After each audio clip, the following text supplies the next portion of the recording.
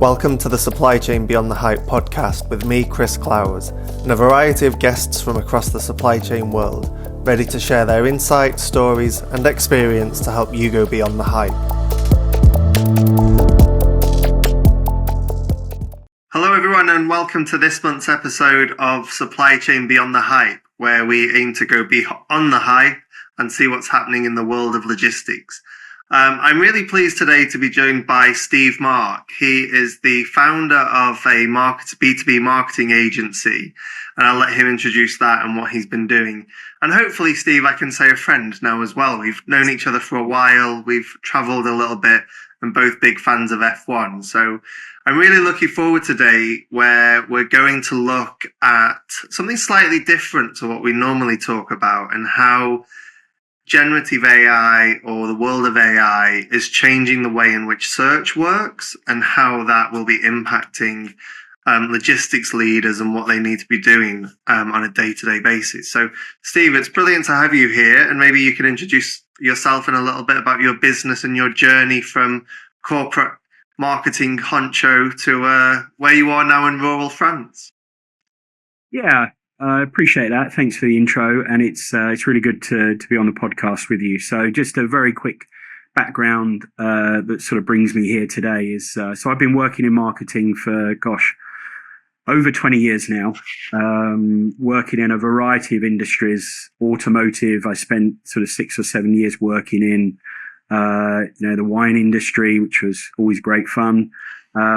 For obvious reasons, logistics, supply chain. We've obviously, worked a little bit together, training, education, all sorts of different sectors. So and I guess what's really clear is, and we'll sort of talk about this, on the podcast, is there's some common sort of traits, some common problems that, B2B businesses struggle with. And that's why I feel really comfortable working in the B2B space.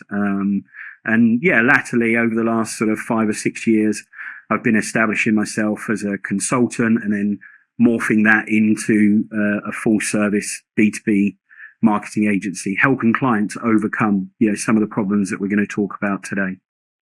Also, I really appreciate that introduction. I've always felt or thought of myself as a little bit of a marketeer, and I think had I known that marketing exists as an industry 20 years ago when I started out, I think my career could have gone slightly differently. But here I am in logistics, so hopefully let's try and bring the two together.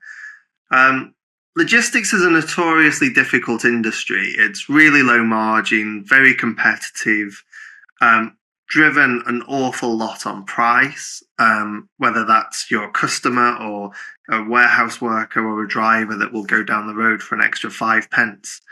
So when logistics leaders have got such burning platforms almost and the day job is really difficult, why should they care about SEO and promoting their business online or through search?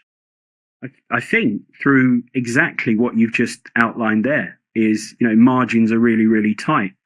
And the world of SEO can level the playing field. You can achieve a reasonable amount of fame online, by doing a number of core things really, really well. Of course, you want to be investing in growing the brand and brand marketing. But essentially what SEO, and especially, and we're going to touch on it obviously with AI, it enables them to level the playing field. And it's really, really clear as the years go on, less and less of the buyer journey is being done sort of through the phone or through traditional channels, word of mouth and the old-fashioned black book. And it's more and more the research is being done online. And look, I totally get it. All of the clients that I work with are all juggling everything that you've just described there, running the business, managing people within the business, but what's happening is there's this big shift towards, as we're talking about AI. And I suppose the best analogy to use, it's a bit like the boiling frog analogy. You put a frog in a cold pot of water and you slowly turn the heat up. It gets cooked before it's realized and it's too late to jump out. And that's exactly what happens in lots of industries. There's more and more entrants coming into the market. It's becoming more and more competitive. New entrants are suddenly going from challenger brands to leading brands, and nobody really is fully understanding why. But it's just they're doing a core set of things consistently and really, really well. So that's why they should pay attention, because it's not going anywhere, and it gives them an opportunity to level the playing field. Yeah, and you almost read my mind. So I think logistics has really traditionally been a people-focused business. A lot is still done in person, which is driven by the fact that logistics companies have to move a physical product. You can't work from home and pick tonight's orders. There are a number of well-known networking events across the UK and across Europe, and some big ones in the US that are focusing on logistics and building relationships. Unfortunately, the logistics is often seen as an industry which doesn't move with the times, can be a little bit slow to pick up on new tech. So what would you say to a mid-sized transport operator? They turn over 10 million, they've got 50 trucks, and they're saying, look, I've got some good contracts, I've got some great customers, I don't need SEO. People will come to me because I let service lead the way. Well, if we broaden the sort of pool a little bit from just SEO to, let's just broadly talk about digital marketing. What's the phrase I use a lot, especially when I'm chatting to prospects and clients, is what got you here isn't necessarily going to get you to where you want to get to. So where competition becomes more fierce, you need a more predictable marketing engine, more systematic marketing where you can predict your growth. And as we know, word of mouth is very sporadic. It's not predictable. So, you could have all of your eggs or many of your eggs in one basket, lose that big client, and all of a sudden you don't have a pipeline, you don't have brand awareness, and all of a sudden you're left flailing essentially. So it's about preparing your business for that inevitable outcome, because you're not going to hold on to clients forever. It's very difficult to do that. So it's about preparing your business for a more systematic marketing approach. And those personal relationships often come back and become a hindrance when someone changes in your customer organization. There's no contract in place and they decide to go with a new 3PL. You're absolutely right. 3PLs can often get left quite high and dry because they thought the relationship was there and for whatever reason it changes. So I really like the analogy of the kind of frog in the boiling pot. Yeah. I wonder if it, or certainly from my experience, my relatively short, a 20-year career, I've got at least another 20 to go. I've not seen a technology come in like AI has and really change things so quickly and the use case be so good. And I think people are expecting it to do way more than it can at the moment. But I remember the hype in supply chain around blockchain, and it just came out of nothing, or it came to nothing. NFTs, have come to nothing. But AI seems to be really changing things and here to stay. So maybe you can give us a little bit of background for the very much uninitiated. What is search, and like in its traditional sense? What did Google do, and how is AI changing that? Yeah, there's some really interesting points there. I mean, the first thing to say, I think, is that if we think of AI, it's the worst it's ever going to be today. So it's capable of doing so much. And you're right, so many AI projects have had a lot of hype and have failed. But how far it's come in the last sort of 2 or 3 years, you think about, go back 5 years ago, nobody had heard of ChatGPT. It didn't exist. It was an idea in somebody's head, and where we are today. So you've got this kind of explosion of AI tools, and it comes back a bit to what I was talking about in that, it's helping to sort of level the playing field for lots of businesses. So they need to be aware that much of the research that's being done is being done online before they even get to speak, to the business concern. So by adopting AI, they're going to forge ahead of their competition. Within the sort of realm of supply chain, it can be adopted in lots and lots of different ways within the businesses. It's now faster to get MVPs up and running. You've got an idea of something, it could be rolled out, in minutes and hours, whereas the old world was, days, weeks and months. But how it's changing search is, we're becoming a lot more context based in our search to try and get better results. So we're writing longer and longer search prompts, let's say. So you've got two different strands of search. You've got the sort of native Google search that we're all aware of. And then you've got this new crop of large language models, which behave entirely differently. But what's starting to happen is more and more people are using these large language models because it's a more intuitive, sort of conversational based search. And the answers you're getting are more aligned with what you want. And there's follow-up questions happening, which doesn't happen on Google. It's been a very think about how search has been. It's been very one way. You type in a search, you get your search results, and then it's down to you to sort of filter those. Very transactional. What AI is doing is, coming back with follow-up questions. Would you like me to refine these for you? Would you like me to do more research on these businesses for you? It's massively changing.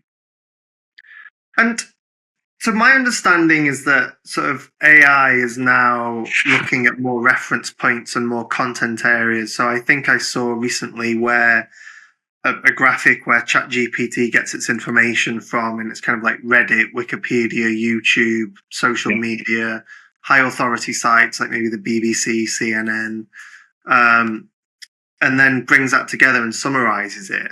I guess, firstly, have I understood that right? And correct me if it's wrong. And then how do logistics companies operate and win in that situation? How do they create enough content to be visible? So your sum up was pretty bang on. But the clever thing nowadays is you can ask your AI model that you use, and whether it's Claude or ChatGPT or Gemini, how did you get to these results? And that's the thing that's blown the lid off of it for lots of businesses. There's no longer this sort of mystique of the Google algorithm, the famous Google algorithm, because when it presents you with a list of results in Claude or ChatGPT, you can go back with a follow-up question of how did you come by these results? What criteria did you use? And it will give you the criteria that it used. And in many cases, it comes down to trust signals, authority, thought leadership. It's looking at the website. It's looking for information that's on the website. So it's looking for accreditations. It's looking for third-party trusted review sources like LinkedIn, Trustpilot, Google reviews. So these platforms, which a lot of B2B businesses have largely ignored, thinking we don't need Google business reviews because that's for the local pizza shop or the local restaurant. All of a sudden, that's where these large language models, these AI models are building up a picture on who to serve. So, if somebody types in, who's the most trusted third-party logistics businesses in the Midlands, it's going to look at local reviews. It's going to look at the websites. It's going to look for local PR. It's going to look for thought leadership on platforms like Reddit and LinkedIn. And it's going to build up this picture. And if you're not visible and you're not posting consistently, getting third-party reviews in on your business, you're not going to be featured in those cited results. So what leaders within the supply chain industry can do is go back to marketing basics. Start asking your customers for feedback and reviews, and not just the normal ones that have been largely sort of acceptable in B2B, which is where you get an email from somebody and you say, oh, do you mind if I put that email on the website? And somebody puts it on the website. That has very little trust and authority and credibility. What you need to do is go back to them and say, would you mind, if I share a link with you, can you leave a review on our Google business page or on Trustpilot, or can you recommend us on LinkedIn? One of the leaders within the business, the CEO or the founder. That's what they need to be doing, and developing more thought leadership content so they're part of this AI conversation that's happening.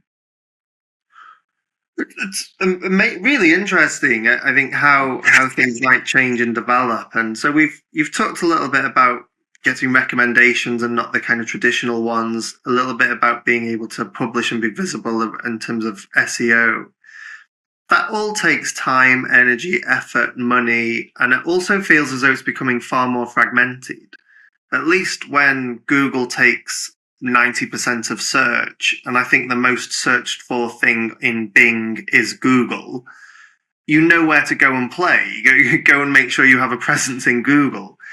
If you now have to spread your efforts across, let's say, 10 different platforms and create all this content, make sure we're staying live, relevant, authority, and trust, in an industry where margins are super tight, marketing budgets are tiny, how can logistics companies realistically go and do that and be genuine? Because I could just chuck everything into ChatGPT and get some AI-driven answers out with the M dashes in it. So how would you do it and maintain authenticity? So I think this is where smart marketers will still be in high demand, because they will understand that you take this kind of mothership content approach, a phrase that was coined by Gary Vaynerchuk years and years ago, mothership content. So let's take this podcast as an example of mothership content. So we're going to record maybe a 30 or 40 minute podcast. That podcast can then... Don't give away your secrets, Steve. That podcast can sit on YouTube as a piece of content.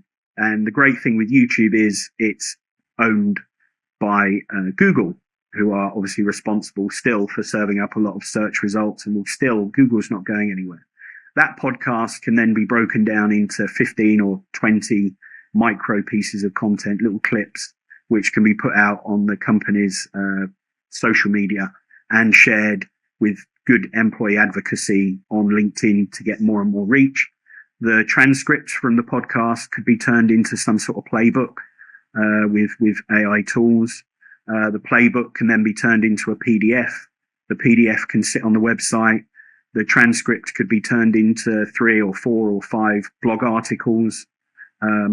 So if you're smart and clever about it, and you embrace the AI tools with some smart marketers, you can actually get a lot done without investing huge amounts. And it comes back to AI sort of democratizing the world and giving smaller brands the opportunity to create content en masse. There's loads of tools that you can use to chop up content that you don't need to spend a day doing. 5 minutes and you've got 15 clips. Take the transcript, put it into ChatGPT. You've got possibly 4 blog articles. And it still needs that human approach of somebody reading it, making sure it makes sense, editing it with a sort of human angle, and then kind of infusing it with, the brand story and the brand tone of voice. But essentially, you've got a tool which is a once in a generation tool. And I truly believe that the brands that don't adopt it will be the ones that will be falling behind. Yeah. And do you think, what's the business look like in 20 years' time? Do you think that it is going to truly democratize business and make it a level playing field? Or do you think with effort being put in across so many platforms that ultimately money is going to win out? If you can spend 100,000, if you can spend 5% on your market, 5% of revenue on marketing, if you're GXO, XPO, K&N, DHL, that's a big figure. So are they going to win out? Or do you really think it is going to be democratized? I think it'll be democratized, and it already is, because you've got people now that can develop an app in a weekend, whereas it needed $100,000 and a team of developers to do it. So if you've got an idea and you're aware of the tools, then you can do this stuff in a fraction of the time. Look, if you throw enough mud at the wall, enough is going to stick. So those with a big budget, are still going to have an advantage. But they could be wasting and burning through a lot of cash, doing a lot of things, wasting a lot of time. Whereas the smart companies will do it the smart way. And what I mean by that is come right all the way back to the very start, which is the customer. What's right for the customer? Forensically understand their customer inside and out and do what's right for them. Create the content that's right for them. Create the content. A lot of joined up thinking is needed. Sales and marketing, more than ever, and operations need to be working in lockstep. And those companies that get it right, whether they've got $100,000 budget or a $10,000 budget, it won't matter. Because if you're in lockstep between those departments and you're putting the customer at the heart of everything you do, then all the content you create is going to be far more effective than the brand that's got all this money to burn and is just churning out content that doesn't resonate with their ideal. So that's normally the answer, isn't it? If you put the customer at the heart of your decision making process, whatever the process is, you're probably going to get the right answer and work together, not in silos. I think that's another really important point. And does democratization lead to generic ideas? So when AI is just pumping out information and everyone becomes the same, do you think creativity is going to lessen in marketing in general? I think there's an opportunity for creativity to accelerate, because that's what's going to separate you from the rest of your competitors that are turning out very generic information content. So one way that they can do that is really embrace video. And a book, that we've talked about, before, Endless Customers by Marcus Sheridan, little plug for him, talks about, really embracing video and, that being a big differentiator, because at the moment, AI doesn't do a great job of video, especially people. If you've ever watched an AI avatar, there's wild hand gestures that make no sense. There's still that fingers in which just doesn't work. And I think for some time yet, people will be able to detect what's been recorded by a human being and what's been recorded by an AI avatar for a while yet. So there is an opportunity to create authentic content that engages, serialized content is great. Behind the scenes content, what's happening in your warehouses, bring your people to the fore, because that stuff can't be faked with AI. So a really solid content strategy that sort of embraces all aspects of the business is what will create that differentiation and have that creativity. Yeah, it's really interesting about that fake video content creation. That my Instagram is filled of either golf, Arsenal, football, other sports, or I have a real fascination with watching planes take off and land. Yeah. So Pete the Irish Pilot is a great guy on Instagram, just berating pilots that almost crash planes. But it's just been filled with fake content. Yeah. And I'm like, I don't want to watch something that you've created. I mean, fair play, but I don't want to watch that. I want to watch planes coming into land in Madeira Airport when it's windy. So yeah, I completely agree that I think real content is going to win over, and I hope it continues to win over. And what do you think then this transition means for marketeers? Does the skill set change, or does it ultimately stay the same and AI just enhances their role? AI will enhance their role. There's a quote from Harvard, I think, and you'll have to forgive me if I get this wrong, but it's something along the lines of their job won't be taken by AI, but it will be taken by someone who knows how to use AI. And that, I think, is really profound and kind of tells you where we're at. And it goes back to what we were talking about earlier, about having smart marketers that are using the tools ethically and in the right way to get the most out of them.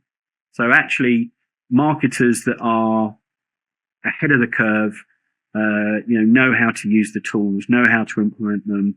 And I actually think there's real space for marketers that have had a bit of a career and have seen, the sharp end of it and can sniff out when AI is producing something that doesn't sound or smell right. You know what I mean? Where normally, if you don't have that experience of a career behind you, you'd probably just turn it out, accepting that, well, it's AI, so it's bound to be right. But I think having that filter of a bit of a career behind you is definitely a strength. And I think marketers that are kind of at the start of their career should be investing as much time as they can in developing strategic knowledge, because that's something that will separate them. I think strategic knowledge and actual implementation of initiatives and working. I think talk a lot about this with you, with my wife Emma, and I think that my biggest fear is that how do you use AI if you haven't got the 10, 15, 20 years experience behind you, where you know that that's wrong because you've done it, you've physically seen it, and you know that that's wrong. If you're just entering the workforce right now and you're using AI and you don't know if it's right or wrong, where does that lead you? And perhaps my grandparents, my parents sounded like this when they were my age and the internet was invented, or the phone or the fax machine. So who knows? Maybe actually we'll just find a way, as we have done for millennia as humans. Curiosity is a really important trait. Having that inquisitive mind to just not accept something, and give it a bit of a filter. Does that sound right? Does that look right? I think whatever stage of the career you're at, inquisitivity is a really important trait. To just I think you might have just invented a new word. Inquisitivity. Yeah, I think I have. Let's see if the caption generator picks that one up. Spell that. And well, I really appreciate your time. So as we kind of get to the end of 30 minutes, what would, if I'm a logistics CEO today, where do I start? How do I balance experimentation with needing to deliver results in the real world? And I get that we have to try, we have to experiment, fail fast. But these people are leading real businesses with real people, with real responsibility for jobs, where failure could mean the end of a customer relationship and ultimately the business. So what would you advise a CEO that's just starting out on this, and how to balance that trial and error with, I've got a business to run here? So the first thing I would say is move out of the fax machine mindset. And that's something we're not that bad in logistics, Steve. We're not the NHS.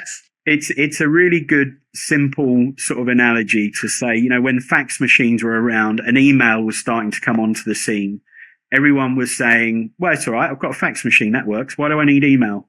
I can send it through that. And then all of a sudden, fax machines became, defunct, and email took over. And we're kind of in that space where, getting rid of that old school thinking of this is how we've always done it.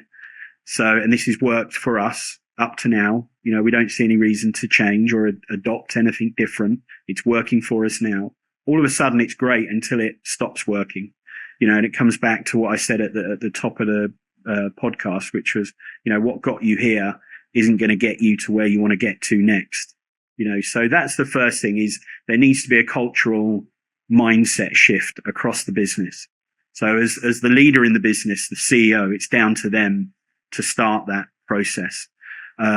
Build AI into, leadership team meetings, get it on the discussion, have discussions about it, bring it to the fore, get your marketers around the table. Are we using the tools as effectively as we possibly can? Start the conversations, hiring, a smart business transformation, AI business transformation consultant would be a logical step. Someone that can, look at the business from the outside in, that isn't bogged down in the day to day. AI is not going away. It's not a buzzword anymore. It's not a bit of business jargon. It is an opportunity, for your business to take a massive leap forward ahead of the competition. But I would say the biggest piece of advice is start educating yourself. Start with a cultural mindset shift. There's going to be people that are going to be in the business and in the industry for 30 or 40 years that have always done it this way. But do you want fax machines in your business, or do you want, AI powered people that are using the tools for good and accelerating growth.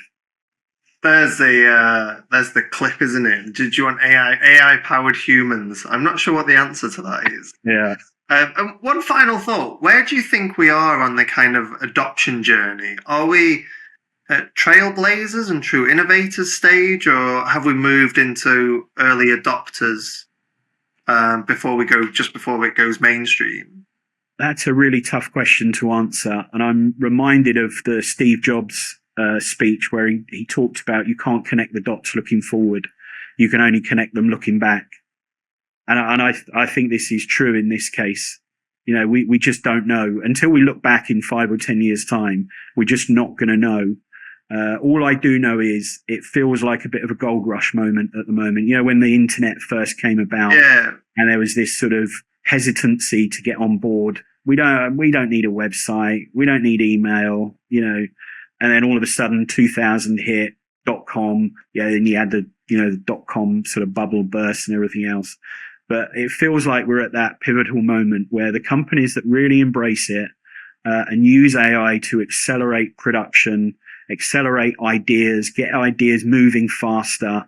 You know, if we've got an idea for a web app or we've got an idea for something, let's put it into one of these tools. Let's get something produced quickly, get it out tested, and understand, is it improving something?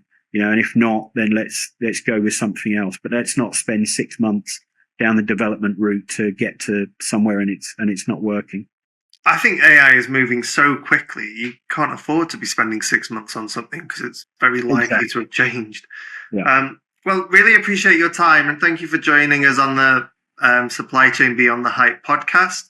I hope you've enjoyed today's podcast and hearing something maybe a little bit different from the normal. And please do subscribe, whether on Spotify or YouTube, if you've enjoyed it. So really appreciate your time, Steve. Thank you. Thanks for having me, Chris. Thanks for listening to Supply Chain Beyond the Hype. Don't forget to subscribe to the podcast and get notified when new episodes are released.